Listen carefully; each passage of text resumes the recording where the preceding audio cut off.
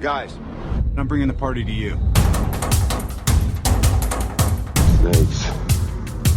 Why did it have to be snakes? You big dummy. Oh, great Odin's raven. Say hello to my little friend. I slept in a ditch last night, man. I almost froze my balls off, man. You take drugs, Danny? Every day. Good. What's the problem? Yeah, David. Giggity, giggity, giggity, giggity.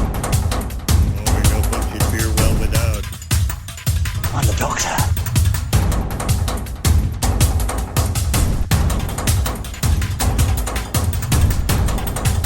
Gangsters, what's up, guys? This aggression will not stand, man.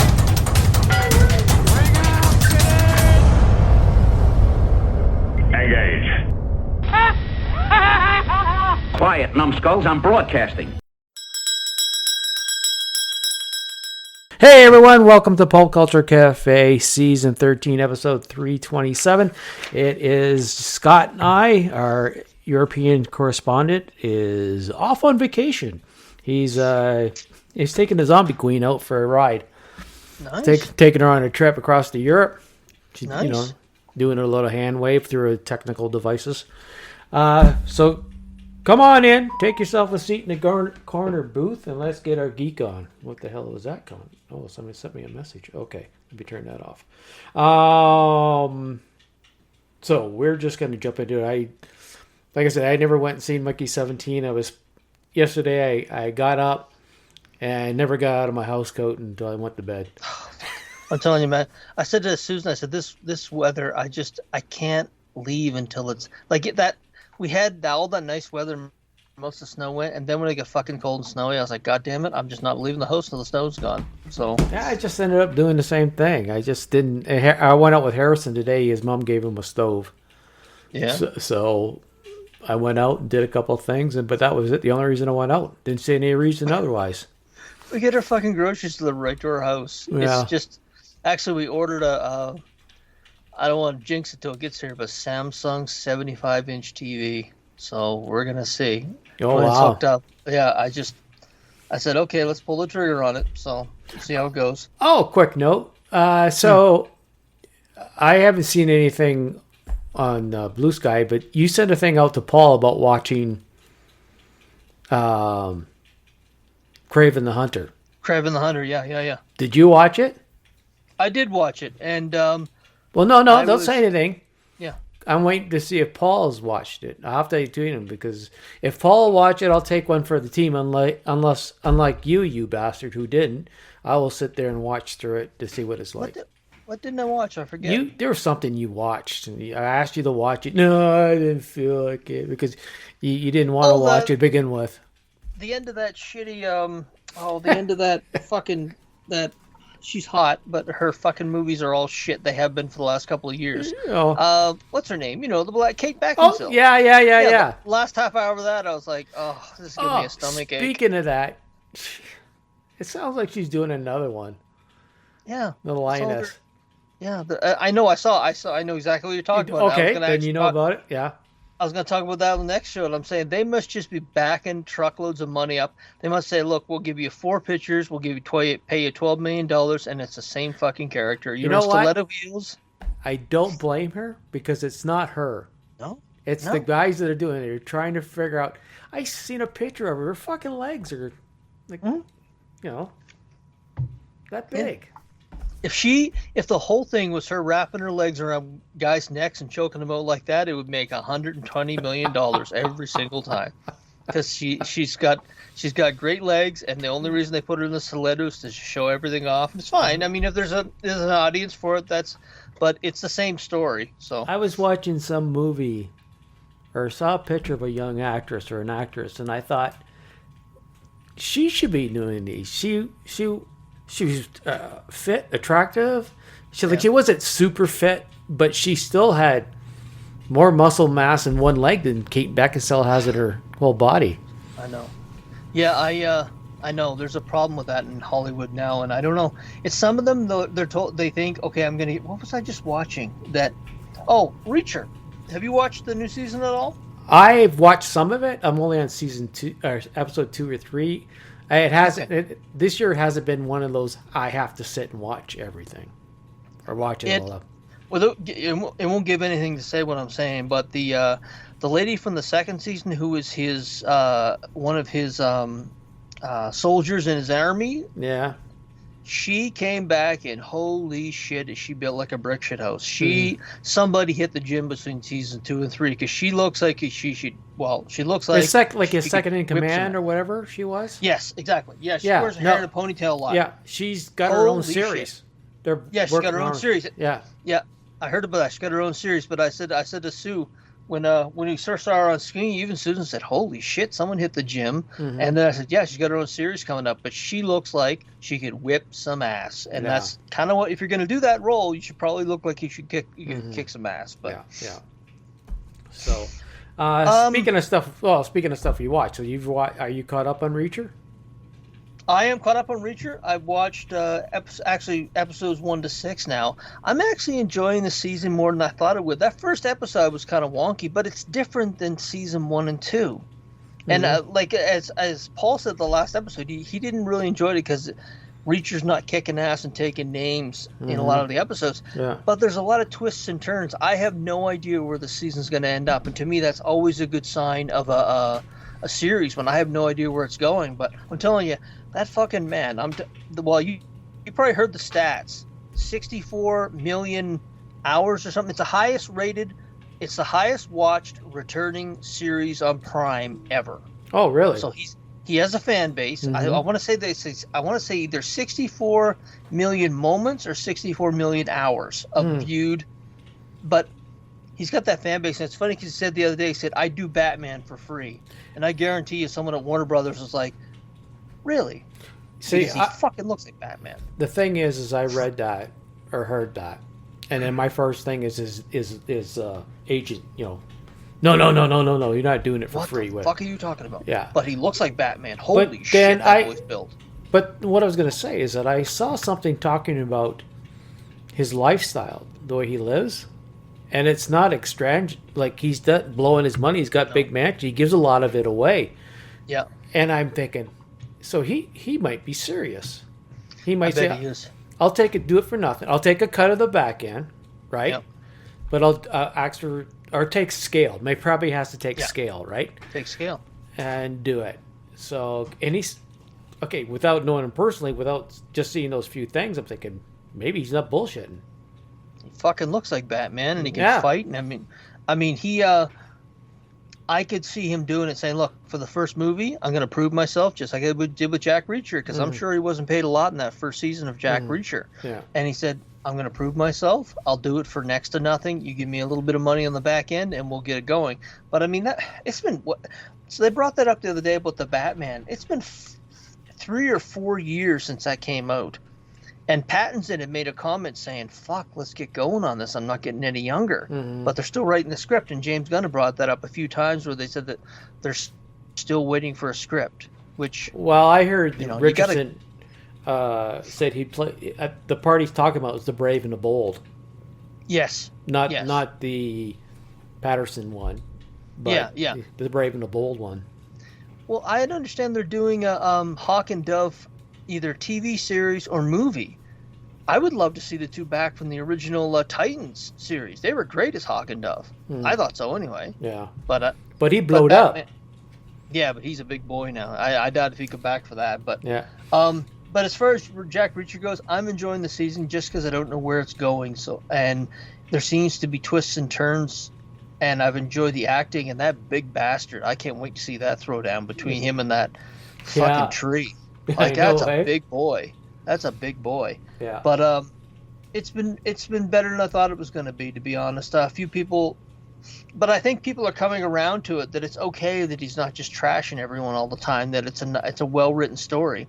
I don't get the accent on his the Boston accent on his co-star there. She's talking. What the fuck are you talking? It's overdone. Oh, okay. The lady that she's working with. Yeah. You know, talking about the cop. Yeah, She's got that Boston accent. Boston accent. It's too thick. Yeah. So, other than that, I've enjoyed it. I have no problem with it. I'm I think it'll be another successful season, but those are big fucking numbers that he can pull out and say it's the. It's it's amazing funny those though- numbers are big now. That was Yeah. nothing before, right? Well, 64. I don't know what the metric is. I hear it was either 64 million minutes or hours watched, but I things change when you go to streaming. I mean, since Raw went to streaming, my God, they said they were getting anywhere between 2 and 3.5 million on network TV, and I was reading an article. They said it's anywhere from 8 to 12 million folks are watching Raw now. All over the world because it's live. Maybe like 1 o'clock in the morning in Ireland, but people are still watching it. So they tripled their audience. Wow. What do you got? Well, the other thing I am still preaching the Pantheon, the animated series on Netflix. It finished. I watched it. I still right now. That's one of the I had to watch that series. There's nothing I get that I had to watch. Like I like Reacher and the only other thing right now is Daredevil. I tune in on Tuesdays to watch that. But Pantheon, it was only 2 seasons, but I still say it's excellent. It's a real mind fuck and stuff like that, but it's fucking a great animated series. And then, like I just said, there's Daredevil. I watched the 3 season. They said it was going to be action. That's not. No, I mean that's what I've heard. I've heard bits and pieces about it. I heard there was a big boom in the first episode, but people have liked it for the most part, from what I've heard. Yeah, I mean, there's always going to be people bitching. It's not like the Netflix or something. Whatever. I put it down as I watch it, enjoy it. Oh, I keep forgetting the name of this stupid. It's not a stupid movie. I just find it. I gotta find it. It's on Netflix. It's a movie. It's done by the Russo brothers. Electric something. That's the most expensive movie ever made. They said it was $320 million, and right now the reviews are sitting at like 18%. $320 million? $320 million, the most expensive movie ever made. It's just the conspiracy theory says they're laundering money through Hollywood now. Okay, I didn't know it was that much, but you know what? I enjoyed it, and I got what I want out of it. But there was one part where they're walking along and they're doing a thing, and I started thinking, some of these actors must, do these things, and they must crave something that doesn't have any CGI in it. Yeah. Playing all that time in green screen and not really knowing, and if I was an actor, it would drive me up the fucking wall after doing a few of them. I want something with no green screen, or at least nothing green screen where I'm involved. You want to, I want tangible things I can see and touch and look at. Yeah. None of this fucking imaginary bullshit. Even though that's what they do, but still, it's like... A few folks have said that they just don't want to do that anymore.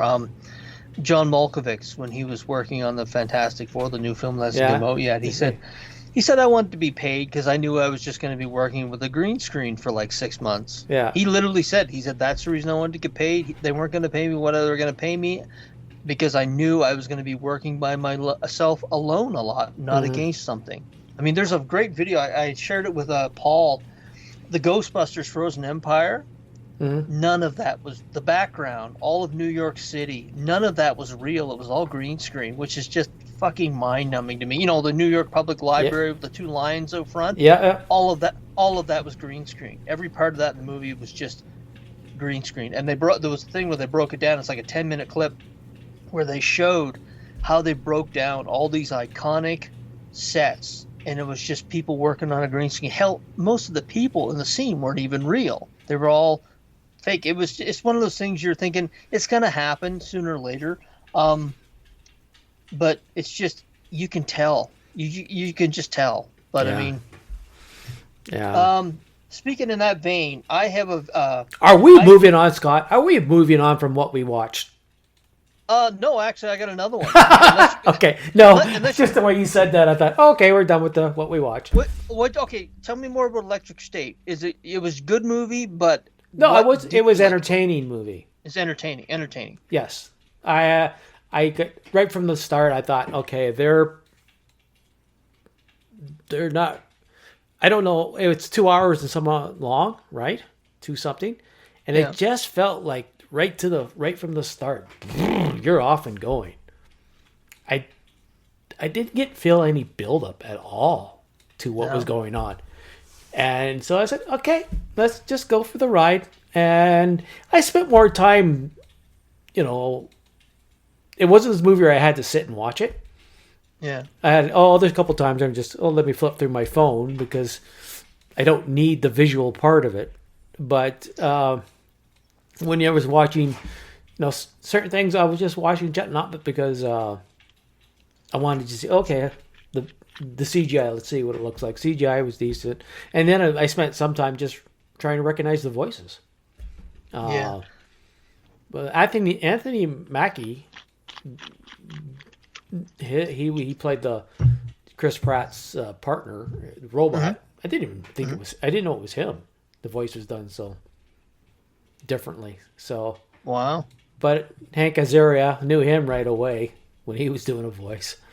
So, but I'm not going to break it down as what was good and what was bad because I don't really look at that unless it sticks out. Like the part that stuck out to me was it just seemed like, you wind the mouse up and you drop it and off it goes, right?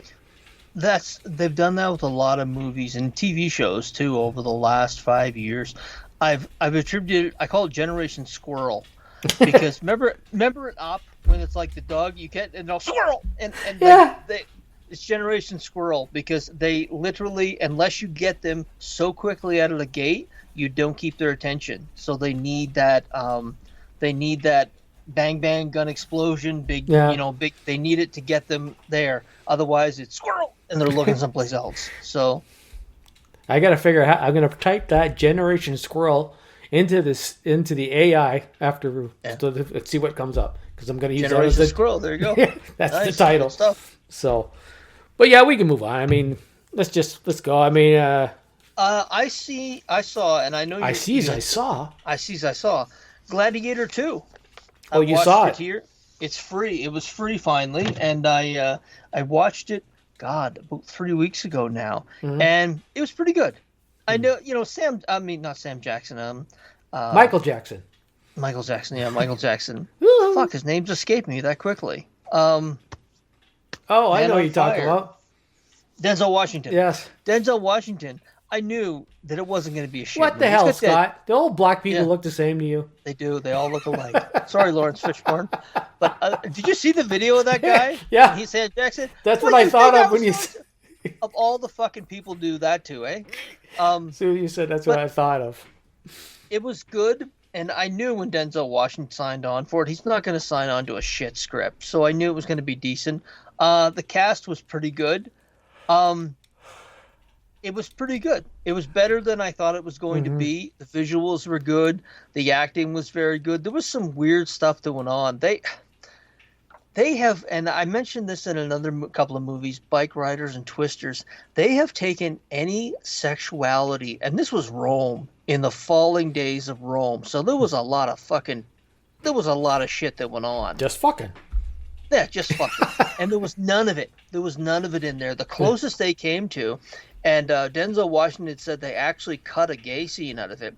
And it was very weird because he had these two guys, and I swear to God, they were talking about fucking these toga boys like they were talking about sports teams. It was so odd. That was the only part of it. It took me around. Like I turned to Susan and said, are they talking about fucking toga boys? Because they were talking about like a sports analogy, like, going, ha, ha, ha, It was so odd.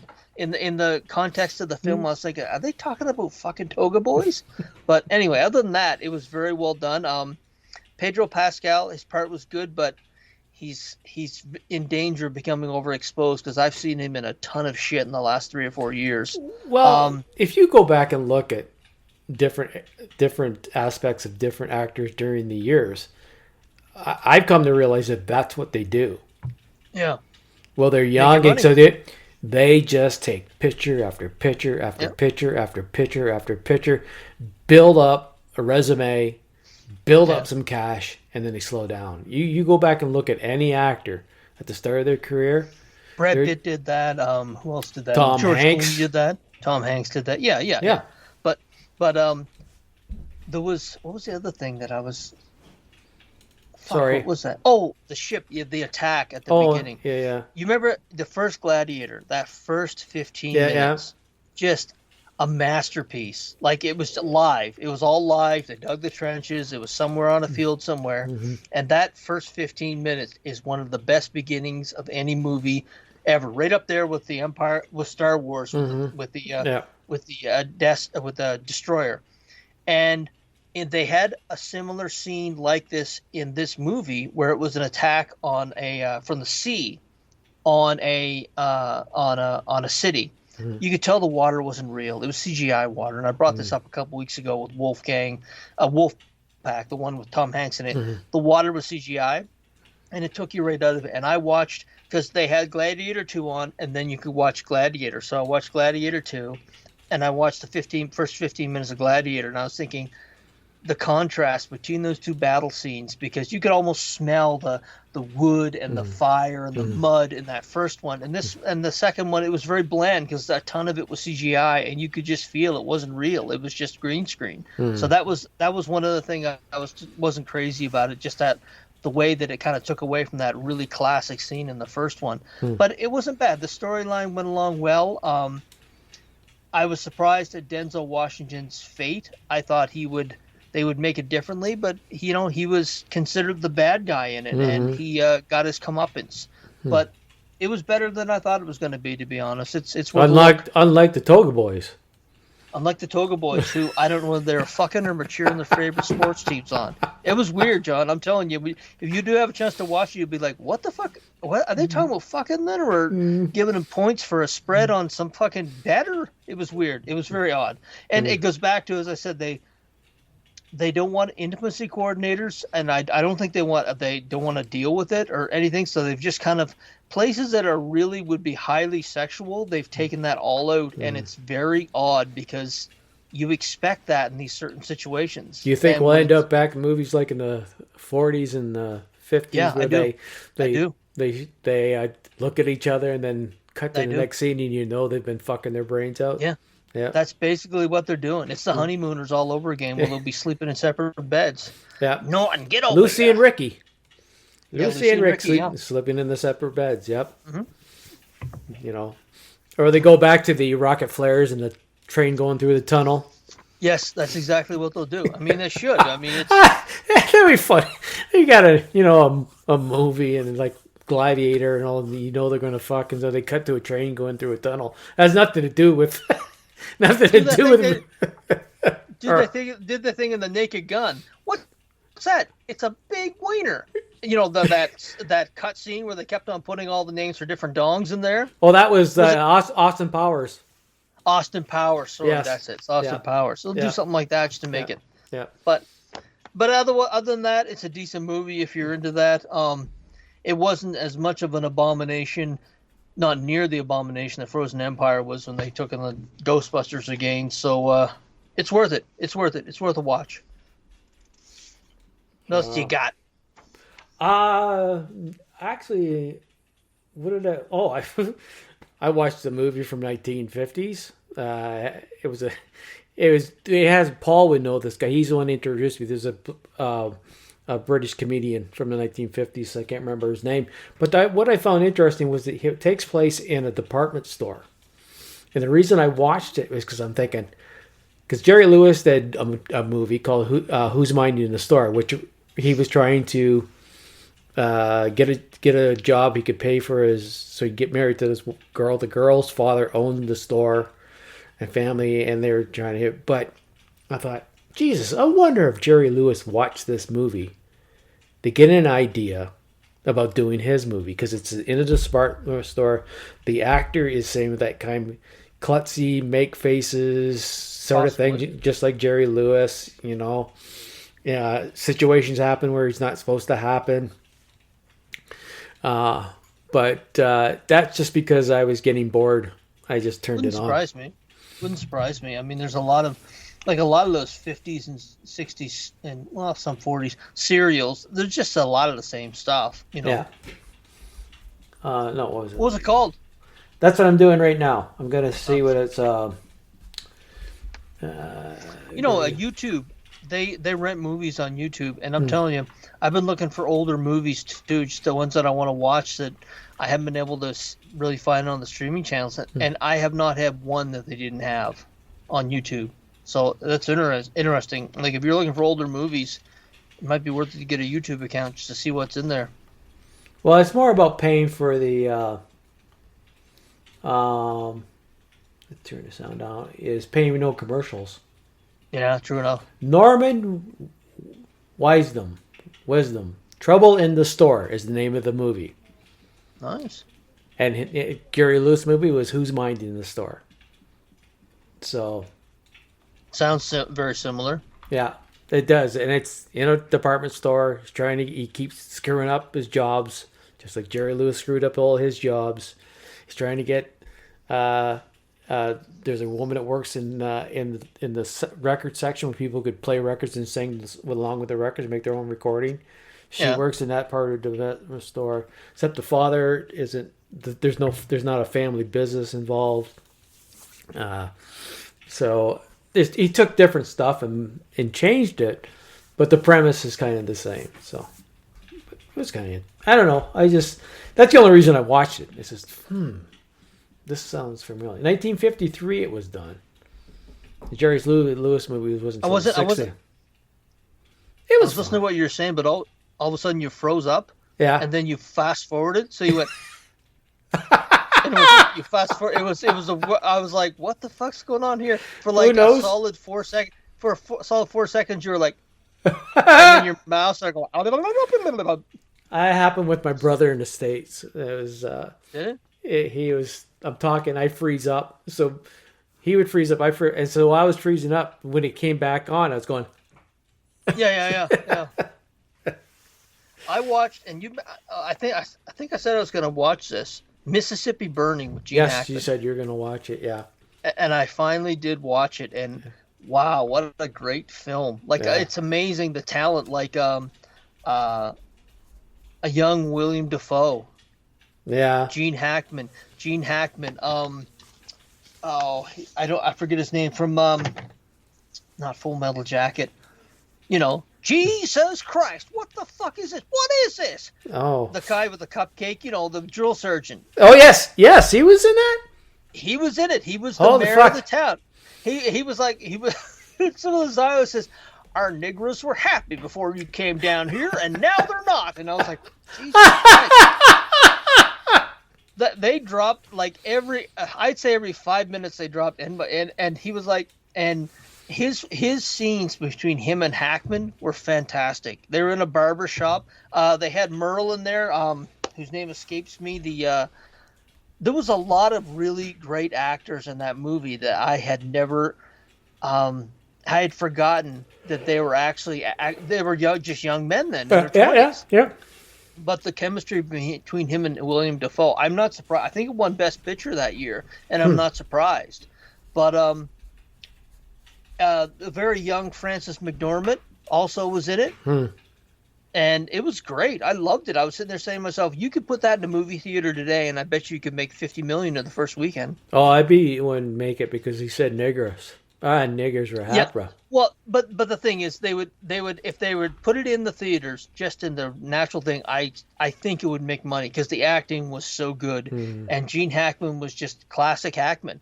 Yeah. But I'm glad I saw it. I'd never seen it, but it was fantastic, and there were a few things that there was one scene that it's just the way it was 40 years ago now.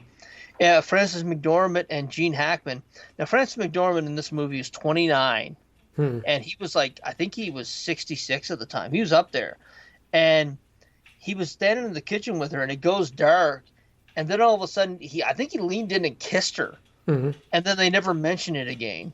So it's I don't know what really happened or what they're trying to get out of that scene, but they never mentioned that brief interlude ever again. And later on, it was just, there was another actor. He was the guy, he was the villain in The Green Mile. Do you remember who I'm speaking about? Mm-hmm. He has slick back hair. Yeah. He's in it too. The cast of villains in that film is just a who's who. Well, they didn't have the train going through the tunnel. No, That's what they didn't have happened. the train going through the tunnel. That was exactly it. That's what they needed it for. I didn't know there was so much talent in that film. I wish I'd seen it before now, but I mean, it's one of those things. I even said to Susan, I said, I'm going to start a little Blu-ray collection. I said, I think I would get that on Blu-ray, because I bet you within 20 years, due to the conversation in it, they'll have disappeared. They'll just make either A, remake it, or B, just, clean it up for sanitize it for today's audiences. Yeah. But I highly recommend, if you haven't seen it, Mississippi. Got to erase Burning history. History's bad. Yeah, the late great Gene Hackman.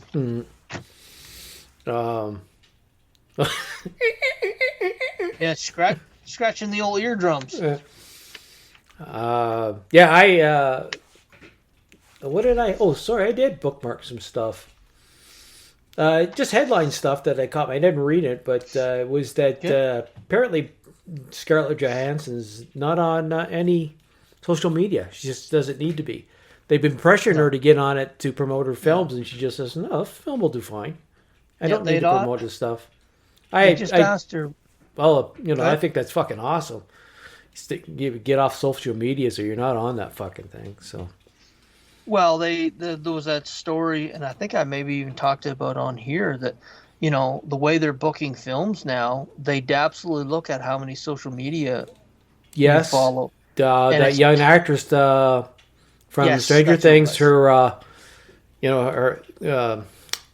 oh fuck, I can see her parents. I know who they are. Melanie Griffith. Yeah, it's not Melanie Griffith. It's Stranger Things. Well, the young woman is from Stranger Things, but the parents. Uma Thurman. Yes, that's it. That I can picture their faces, but yes, you get really insight on how they cast. If you don't got enough social media stuff, it's like fuck. They said if you're not on social media, we have to get this amount of social media followers. Like say, we need 10 million social media followers. If you're not on social media, we need to hire people that have, 1, 4, and 5 to make up to 10 million if you're not on there. Yeah. So that's just fucking stupid. It is stupid. Well, that's just like numbers. That's just like that guy that emailed me about getting. Yeah. Paint by numbers. That's what it is. Pay me to do all that for you so you can get all the fuck off. So I don't know if I finished that story, but I never emailed him back because I said no. I'm not gonna. It's not a discussion. It's done. No. So well, a lot of people when I look at the podcast, they say, "Oh, 327." They've been around for a long time. There's a big catalog there, and that's probably why. Well, it's getting bigger too. Well, it's also. I mean, we're getting downloads, not tons and tons, but we're getting downloads. Combination from the radio shows I put up now. Yeah. And the podcast itself. I mean, so, whatever. Well, my money. My money. What else I got here for TV shows? Oh, I watched a show. No, I'm going to save that for next one. I watched a second Gene Hackman movie. Okay. That's another one. No Way Out, the one with Kevin Costner. Oh, that's on Netflix. It's on Netflix if I wanted to watch it. Back in '89. Is that the one with the No Way Out? Is this Kevin Costner? He's a naval. He's a naval commander, and he's Sean Young was in it. Yes, he's supposed to be a Russian spy in it. And we laughed in moments that we should not have laughed in. I remember I saw the box office. I saw the box office, and I was like, God, that made more money. It was okay, but there was some definitely camp. Like, he's like fucking in the back of a cab, and it's like she's, titties out and everything. And I was like, holy shit, this is pretty raunchy for 1989. Yeah. But that was just in the first 10 minutes of the film. Oh. She's taking her titties out, and he's like, the cab driver's like this, like, and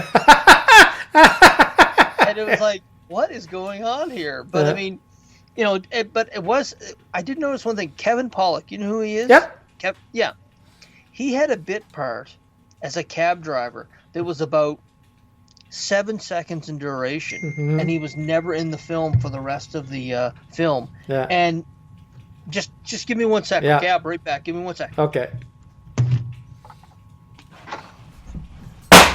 Oh. I don't remember, and I was sitting here.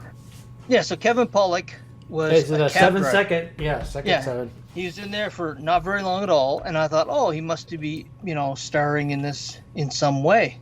He wasn't. It was just a bit part. And the point of this is, years ago, a lot of actors came up through bit parts. Mm-hmm.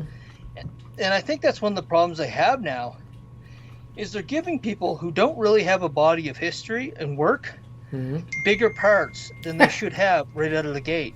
Okay, because yeah. Harrison Ford famously, you could argue one of the better known actors of the 20th century. His first walk on, he was a bellhop. And Yeah. I don't think they do that as much. They put people in parts where they don't have the experience to pull it off. And when I saw Kevin Pollak, I'm thinking, wow, it's Kevin Pollak. But he was just, at that point in time, he was just a nobody, and he got a nobody part. But he built his way up. And they really don't do that as much as they used to. But not a bad film. There were a few things that were head scratchers, like, I know the technology they had, like the computers obviously were the size of a fucking, like a box. They were big. And this was like 89. But there's one part of it that they're in the Pentagon, and there's no video cameras in the Pentagon. And I'm sitting there saying to myself, wait a minute, 89, they had that kind of surveillance. And it didn't make sense. There was a few things that didn't make sense because they had the technology then where it would not have been a major plot point. Like, we're basically, they're giving too much away. They're trying to find somebody in the Pentagon, and no one can track the guy down. And I'm like, the Pentagon, even back then, they would have video cameras in every fucking corner of that thing. And it was 89. Yeah. And they had technology. They had computer technology. They were able to, it was a crude version of the information superhighway. So they were at that point. So they would have had video cameras, especially in probably the most secure place in the United States. And that was one of the big plot points it hinged on, is they couldn't find this guy because they literally had someone who had seen him as an eyewitness and I'm walking him around the Pentagon trying to find him. And I thought that was kind of odd. But Sean Young was god awful in it. she was really terrible in it. I think that ended her career. The next thing I saw her was in 1994 when Jim Carrey and Ace Ventura was pointing that she had a cock. Remember? Yeah. So she went from Kevin Costner to having a cock in Ace Ventura in 5 years. So it was a rough scene for her. There was a guy, I can't remember the actor's name. He played in Armageddon. He was the guy. He had the son. He's kind of balding on top. I can't remember the guy's name. Armageddon? Armageddon. Cast of No Way Out. It was hilarious because they did something in the film when I was thinking there's no way in hell they would ever do that now. And they made this character very No Way Out. Hold on, it's coming up. I got it here. Okay, cast. Will Patton. Oh, yeah. He played Scott Pritchard in this film, and he was a gay man, a closeted gay man. And it's funny because they did one of the scenes where they put his hands on Gene Hackman's shoulders and giving him a rub, and I turned to him and I said, is that the way of telling us this guy's gay? Yeah. And so later on in the film, and although in the film he plays this very beady-eyed, lispy character, and then at one scene, and I was sitting there saying to myself, I laughed out loud when they said it. He said, now this woman was either a lover of either Scott or the senator. And he said, well, you can take out Scott because he's a homosexual. And it was so weird to hear that title put on a human being. Yeah. He's a homosexual. What? Scott, you really? No. Yeah. So it's like, and there was another remark that was really crude, and I'm thinking, oh boy, movies have come a long way since 1989. So homosexual. he's a homosexual. It was like what he said it just like one of those old films from the 1950s. Yeah. What's your period? Well, Jenny, it was the same fucking tone. I laughed my ass off. It was the best laugh I had in the whole film, and there was a few of them. Like it was, but it wasn't bad. You ever say King of the Hill? The cartoon King of the Hill? Yes. Hank Hill. Yeah. Hank Hill would Hank say Hill. He would say that. Yeah. He's a homosexual. Don't worry about that. He's a homosexual. Oh, I didn't get all upset about it because you had to say the word.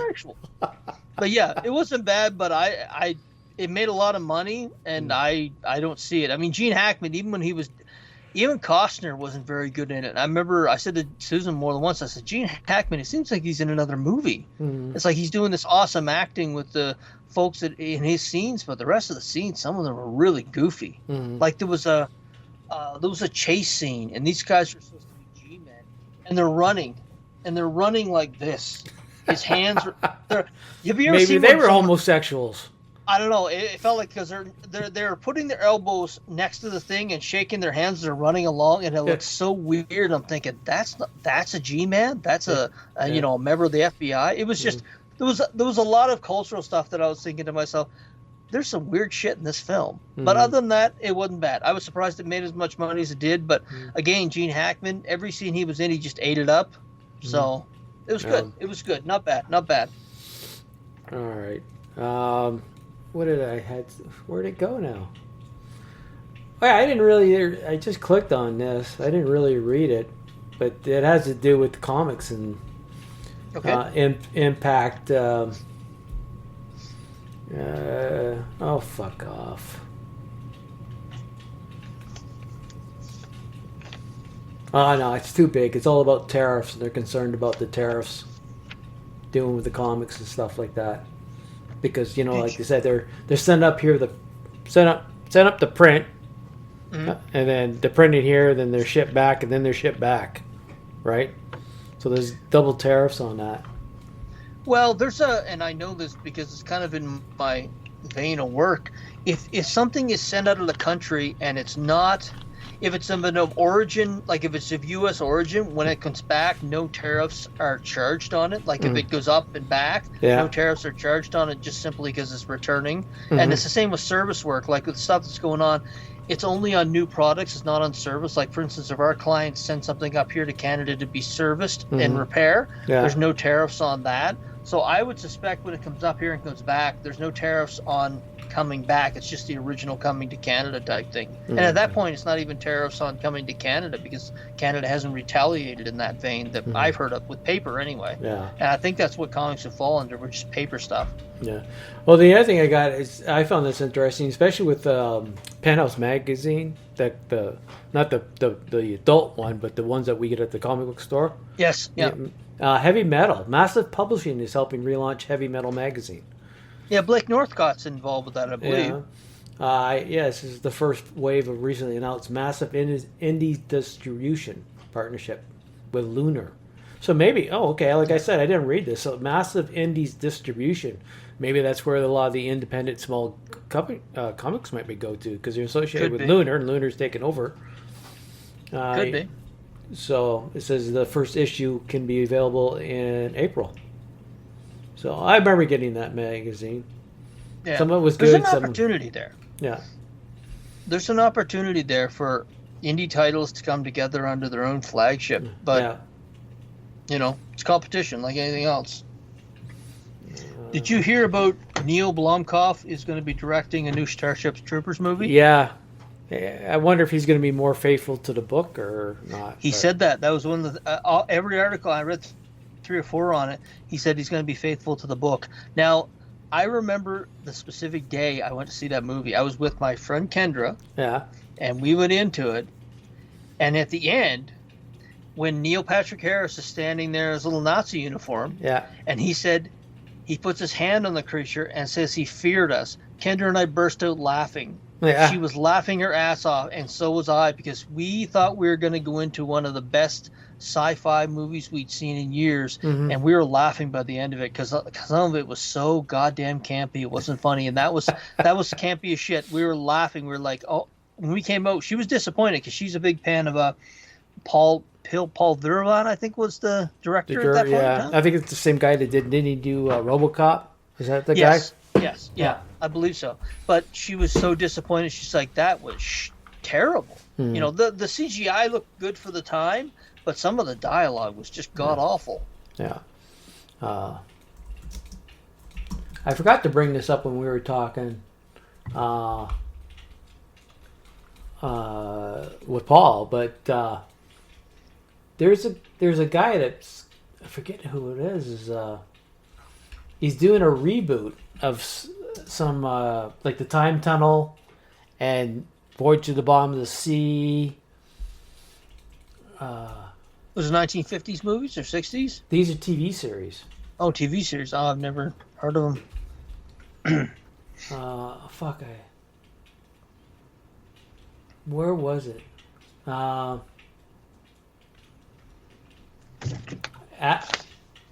Here it is. Hang on to your rope, folks. Oh, great. No, it's not showing up. The deadline. Yeah, another.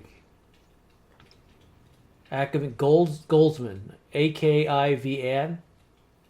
Okay. Ackerman Goldsman. He's developing a new universe at Legendary Television featuring Irwin Allen's TV series. They include Voyage to the Bottom of the Sea, Land of the Giants, and Time Tunnel.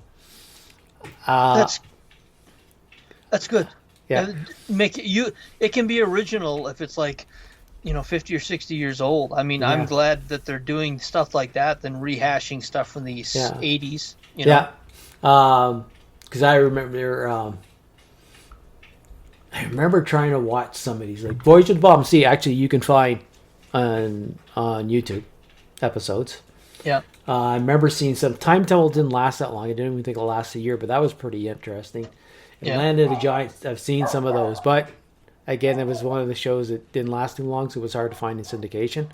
Yeah. But I don't know if you had, like, Time Tunnel was these guys that go back in time, and I don't remember the premise, but they're either trying to fix something or not.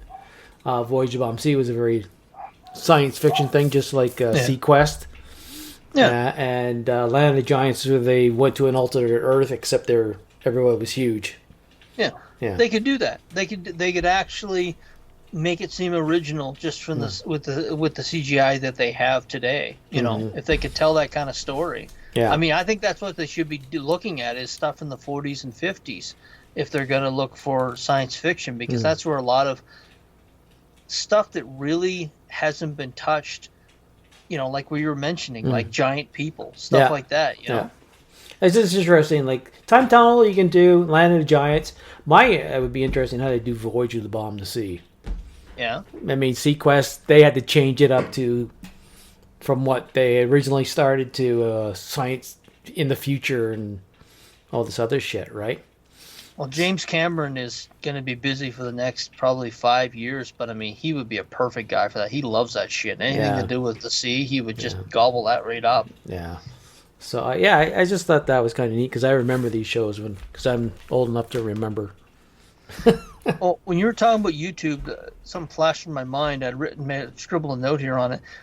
World Championship Wrestling. Did you ever watch wrestling in the 90s? World WCW? Yeah. Oh, when I could try and watch it, I could watch it. When they went to WCW, came on Monday Night Nitro. It was hard to get to watch, but I used to watch Nitro and old matches and stuff like that. Well, WWE has started a new WCW YouTube channel. Oh yeah, and they have put whole episodes of Nitro, pay-per-views. Really? Yeah, it's pretty good. They have like I want to say like close to 170,000 subscribers already just in a couple of days. They've got about 75 videos up there now but it's entire episodes, entire pay-per-views. And I mean anyone who wasn't around the 90s to be able to go to one place and get all these pay-per-views is pretty fucking cool. I mean they're getting a huge reaction from it, which I think is great. And part of the reason why they did that is my number one piece of news was Lex Luger is going into the WWE Hall of Fame. Mm-hmm. Yeah. Or Yeah, and his story is just phenomenal. What Diamond Dallas Page has been doing with him for the last, I would say he's been with him for the last 6 to 8 months. He's gonna walk. I legitimately think he's gonna walk again. He was in a wheelchair. Yeah, he was in a wheelchair, and I heard he was working with Diamond Dallas Page. So I think he's gonna walk. I really do. I've seen footage of him where he can get up. He just, he's getting there, and it's amazing what DDP's been able to do with these folks. Jake the Snake's the obvious one. He did with Scott Hall, but he did it with Jericho. He helped Jericho with his problem. Helped Jericho out. Yeah, a lot of those guys. But it's cool that it's long overdue. I'm glad they did it before he passes away, because they have a tendency that someone's got a rough past. And I mean, Luger had a very rough past because Vince McMahon, he was infamously on Raw one night. Yeah. And he showed up at WCW the next night because his contract had run out and they hadn't realized it. Oh, so Vince, no. He fought the same night. Is it the same night? Yeah. I thought that was Rick Rude. I thought it was Rick Rude that showed up on Raw and Nitro the same night. No, he did it. He did it the same night. I'm pretty sure. But anyway, they were shocked and Vince never forgot stuff like that. Same with Randy Savage. He felt like he was screwed over and they were disloyal. And he took great pleasure when he bought WCW, making sure those guys never work for him again. Well, he's not in charge of it anymore, so. No, he's not, and that's why I think Lex Luger is going into the Hall of Fame this year. I mean, it's a good story in itself. Like, he was, at one point in time, he was living in a church on someone's cot because he had lost everything. But one thing that is kind of funny, and you can watch the video on YouTube, because it's Jim Cornette's reaction to it. Mm-hmm. There's a guy named Chris Cruz, and he used to do, and I remember he used to work with Terry Funk on WCW Saturday Night. He used to call him the Crispy Cruiser. It was Chris Cruz, and he was an announcer. And on Facebook, when they announced that Lex Luger was going into the Hall of Fame, this guy proceeded to shit all over him. And he told the story of he was in the ring one time, and he didn't wait to announce Lex Luger until he got to the ring, and Lex went by him. He said, "You fucking asshole!" He really shit on him, and he said that he shit on everybody, and he said we can forgive and acknowledge what he's done, but please remember he was a fucking asshole to everyone back in the day. And he lit him up, and Jim Cornette's reaction is like, "What the fuck did he do to Chris Cruz? What the fuck?" He was like, because he trashed him pretty badly. Yeah. And go ahead. No, I remember seeing the AEW is going to be on HBO Max. Yes, maybe that. It's funny for all those folks that say that and you can tell what Triple H is starting to do in the WWE because he's made commitments to NWA, and he's sending Natty Neidhart to the next NWA pay-per-view, and he set up a partnership between NXT and TNA. He's trying to choke off the talent, and I think he's trying to run AEW out of business. But when they announce stuff like that they're going to be on Max, that's going to be tough to do. But there's also something that I think he's trying to stop is Vince McMahon has been rumblings that he's going to start another wrestling company, and that he has been talking to network TV, Fox, and was it Fox and another company about starting up a wrestling promotion. And people say, hey, look, he's done, but his mother lived to 104 years of age. He's 75. I mean, I saw a picture of him during Super Bowl, and he looks like a fucking $1 million. He looks like he's got the weight of the world off his shoulders. And someone said this. I've seen interviews before where they said he'll never stop promoting pro wrestling. He loves to travel. He loves the carny atmosphere. And the WWE has stopped touring as much. They're doing more premium live events. So they're not going all over the country where they used to. And he just loves that shit. So I wouldn't be surprised within the next 2 years if you see Vince McMahon start up another wrestling federation. Yeah. I just found that channel you're talking about. Yeah. Looks to be a lot of good stuff on it, eh? Yeah, 187K that are subscribers. When I looked the other day, it was I want to say it was like 149, 150. So it's just been going up and up because they only launched it like, what, 6-7 days ago, something like that? Yeah, well, I But just subscribed to it too. They're putting all the pay-per-views on there. Mm-hmm. They're going to put all the Nitros, all the Thunders. Mm-hmm. I mean, it's like, I remember when WCW went out of business in 2000, so many people thought that all those WCW fans are going to start watching WWE, and it didn't happen. Yeah. They were averaging at one point in time, both of them, Raw was getting about 8 million, Mm-hmm. and WCW was getting about 7 to 8 million. And the WWE thought, great, we'll get all these, and none of them. A lot of people just stopped watching wrestling. Yeah, And I think, yeah, some of it did go, but yeah, there was a big, big difference between fans. Yeah. It was, well, WCW had more of a southern bend to it. Yeah. It had it was what was that? It was in Atlanta, Georgia. Yeah. That's where the headquarters were, or from the Brockett or Soundstage. Yeah, in Atlanta. But it was down southern, and then they were still that southern north rivalry. Yeah. Right? Still, so. But it's great. I'm glad it's on there because I was like, so many people were like, thank you. Because that's the one thing, when Vince was in charge of the WWE, he really did not push any of that old WCW footage unless it was to piss on people, to be honest. Yeah. So people were very happy when that. I love the fact that all the stuff that was on the WWE network. There's a WWE Vault. Have you been on that page yet? No. I've kind of been there, but I like, when I could get WCW, I used to watch WCW because I was a big Ric Flair fan and shit. A ton of it on there. So, and I liked Arn Anderson and the Four Horsemen and. Well, there's a ton of it. You'll love that channel. And just from what I saw, I watched about 30 minutes of Flair against Vader. Oh yeah. He said someone asked said he was trying to fucking kill me. He was literally trying to kill me. And when you're watching the match, I was like, he was just stiffing him like crazy. And he was like, what the fuck are you doing? Yeah. But it was Japan. He had just come over from Japan, and Japan they're stiff. really laid in. Yeah, they're stiff in Japan. Yeah. Yep. So but anyways. So I might have to cut this short because I was late. Sure. Because I still got to have supper. I'll get another 10 minutes. And we'll cut it off at 8. But I'm glad you brought that because now, like I said, I bookmarked it. It's in my subscriptions now. So you begin some good stuff because they've been whole episodes, matches, and also pay-per-views. Yeah. Oh, they got a clip now. I haven't got the sound on, but there's Michael P.S. Hayes there. He was quite the character. So, I better not put that down. Sorry. Go ahead. I bring this up now.